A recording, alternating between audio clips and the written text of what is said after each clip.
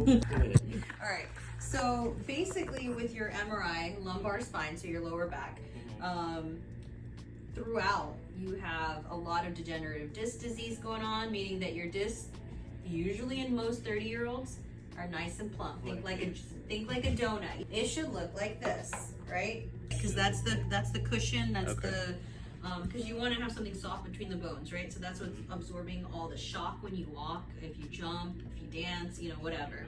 Yours is flattening out like pancakes. Yours is flattening out like a pancake. You don't typically see someone in your age group with these types of findings this severe that early on, okay?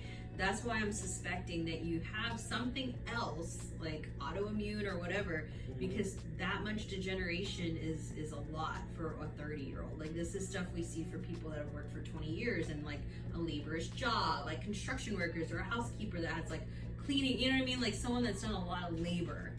And you're not that person because you're only 30. So that's all. I was like, you have something going on in your spine, like in terms of like autoimmune related, because that's the only thing I can think of personally that would make someone in your age have this much. And I'll tell you, I'll go over a little bit more, but basically, like I said, the disc, that's less and less. So you don't want the disc to be less. You want to be nice and plump, right? Anywhere that you see degenerative changes, that's kind of referring to like arthritic type of changes in a way, okay? There's different parts of the vertebrae, so they're not just looking at like one thing, they're looking at different parts of it, and that's when they say like the facet. The facet is like the part that kind of connects to one another. So this area, you got nerves that come out of that joint too. That can cause pain as well. You also have some disc bulges, which that can happen, right? Like you know, were in a car accident, or if you know, played sports or anything. But the amount of degeneration that was seen on here is a lot. Basically, you have like L5S1, which is like the bottom. Well, the disc itself, I mean, it's shifted, so it's like a little bit off alignment, if that makes sense. So that's what I was gonna say, that if you had a little bit of that going on kind of in that same area. It's literally right beside my spine. Yeah, because they were saying, yep.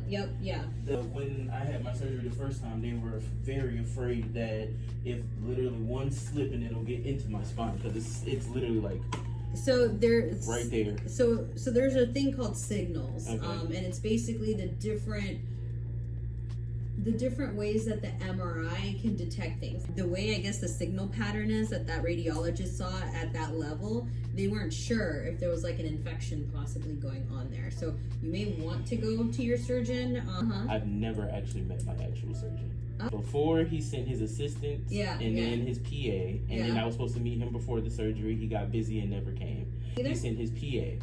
He didn't come, and I ended up seeing his PA and his other assistant the rest of the time. Even when I saw him in aftercare, was supposed to see him, never met the man. Well, so I got a letter in the mail just I want to say a few months after my surgery saying I've been dismissed, like discharged as his patient. Literally got the surgery, never talked to the man. So there's a couple others that we can go see. Okay. One of them's Joseph's Spine. They actually are on the second floor here. They don't do procedures here, but they see patients here in terms of like evaluation, stuff like that. Okay. So there's that one, but they also have other locations throughout Tampa, so those might be closer for you. Okay. But they are here. Oh, this isn't that far. This isn't that far. Okay. And then there's Dr. Jason Sack, S-A-C-K. Okay. He's part of Advent Health, different from Dr. Duke, but he does work out of that hospital. But he's really conservative, so you may want to have him take a look at the MRI as well. Because like I said, I don't typically see these types of like osteoarthritic changes this quickly in like a 30-year-old.